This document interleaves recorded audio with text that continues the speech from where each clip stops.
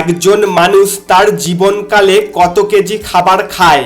50,000, 62,000, 70,000, 72,000। সঠিক উত্তরটি হলো 72,000। বাঁকা মেরুদণ্ড সোজা করার সহজ উপায় কি?